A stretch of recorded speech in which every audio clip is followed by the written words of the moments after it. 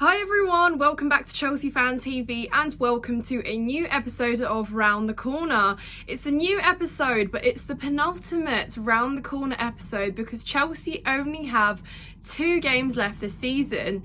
How crazy. It's nearly coming to an end, guys, and regardless of how chaotic, crazy and unpredictable this season has been, I'm still going to miss Chelsea for a couple months.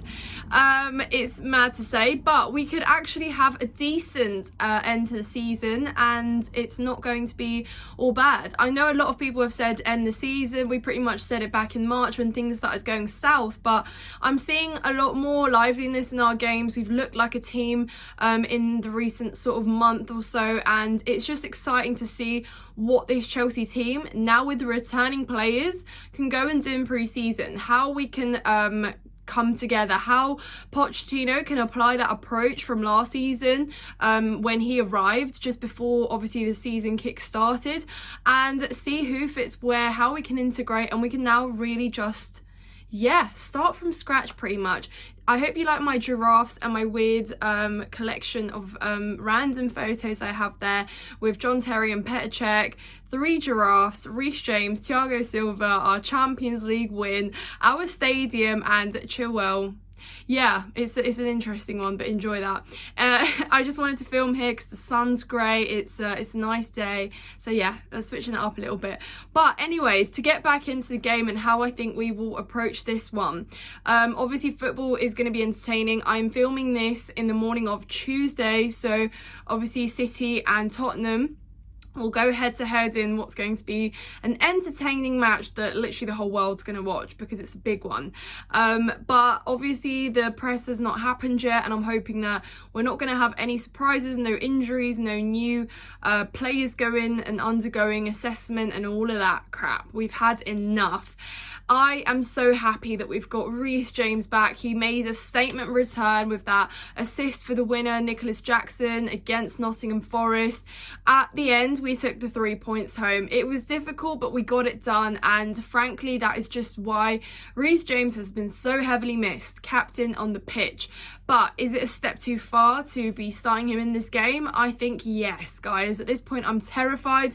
We've learned from our mistakes. I would much rather go with pretty much what we put out against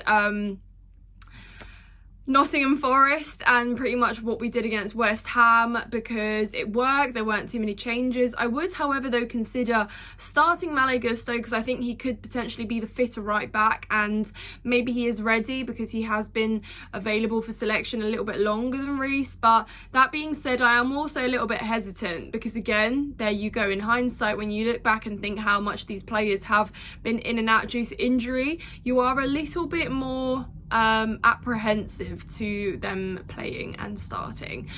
So let me know what you guys think in the comments down below. Would you stick with exactly the same back line as we saw against Nottingham Forest, or would you start Malo Gusto just for some extra support there to contain their left hand side? That being said, I think Brighton are going to give us a game. They're not going to sit back at us. They have pretty much nothing to play for. 2 games left. Believe they're both at home as well, so the fans will at least just want a little bit of victory to end the season with and go fresh into the next. So I think they'll certainly be up for it. Never easy to play them away.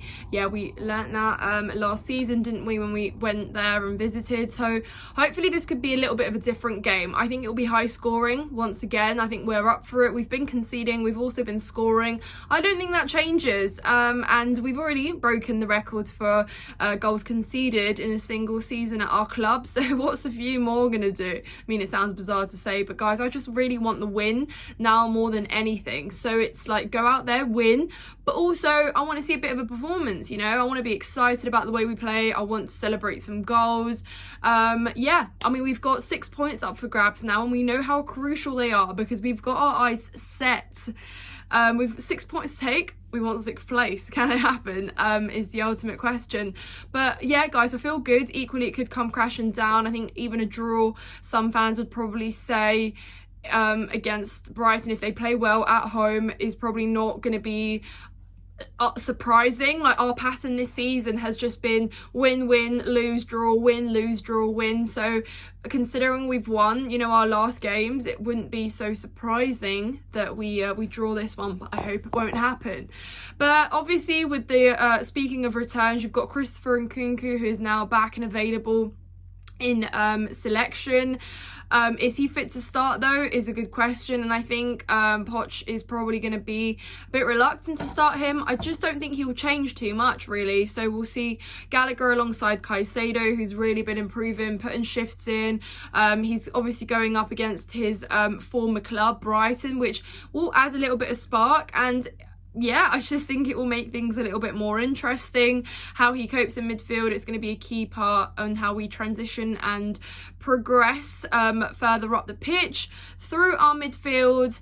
But that being said, I think Poch is still going to bag on Mudryk and Mudryk starting, purely because, like I said, they will have space. Mudryk can take on his man. He'll have room to roam free, take it up until the end, cross it. Equally, same goes with Mudryk. He will be coming off the back of a game that's given him confidence because he scored, and I don't think that's something that you take away. You know, you don't bench a player that's just coming off a high when you're still kind of unlocking him, understanding him. So again, let me know if you disagree. Would you start Sterling, who also came off the bench and changed the game, inspired a comeback against Nottingham Forest? Would you start Sterling or would you start Mudryk? I personally just would go for Mudryk, purely because he's the younger player.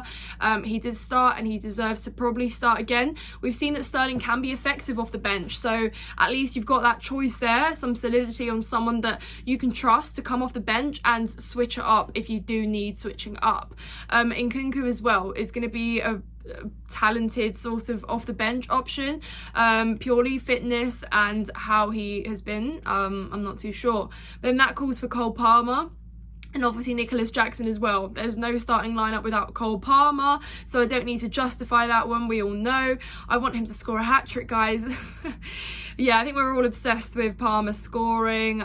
His goals and contributions have just been more than anything and anyone ever anticipated. Nobody, not a single Chelsea fan, predicted that Cole Palmer would be balling out in his first season at Chelsea the way he has. The least hyped transfer has been the game changer of the season. So yeah, I think Palmer, this could be his game. I think this could be a game where his clinical finishing will come in clutch when we do need it. And Nicholas Jackson, again, scores the winner. He's another player that really feeds off confidence, is really happy when he scores because he kind of finds that connection with fans that he just so loves and looks for. I think that's what keeps him hungry as well. And again, if he can score, if he can just be involved and be great, then that's awesome. I just don't want it to be a situation where he kind of is left to kind of dry at the top and he's very lonely, isolated, and just doesn't do much. I think he'll be defended quite well, and you know, Brighton will have some physicality there. He doesn't always stay strong. He often does all the hard work, dribbles up to the box, and then his last decision where he's just got to shoot or make that final pass is lacking. So while Jackson on paper with numbers and goals he scored has looked like he's got a really good season at Chelsea, some will tell you to look at his conversion rate and the amount of shots and opportunities, which are most of the time clear cut he misses. They'll tell you that needs to be better, and it certainly does, and Jackson knows it, but it is a building block, and he's learned a lot. I think he's improved. There are a lot of elements to his game, strengths and weaknesses that have improved. So yeah, fair play. Let him do his thing.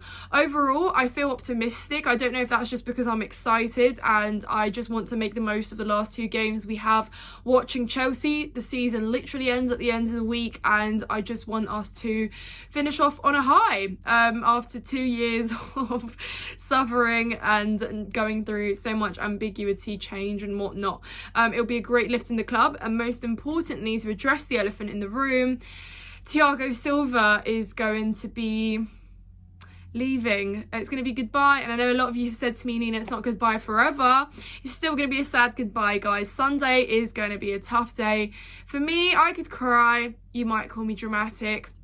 It is sad, but I just hope we can have the two best games that we could possibly have for Thiago Silva to have the exit that he deserves. But he will so be missed. But I promise you guys, we'll make Stamford Bridge lively on Sunday, and give him a good send-off. But anyways guys, I hope you've enjoyed this video. Let me know in the comments down below your thoughts on the lineup, who you'd start, who you'd bench, your score predictions, and of course make sure you're subscribed to Chelsea Fan TV. Check out my personal channel as well, Nina's Chelsea Corner, which will be linked in the description down below guys. I hope you enjoy the game, I hope you have a lovely day, and I'll see you in the next one. Up the Chelsea.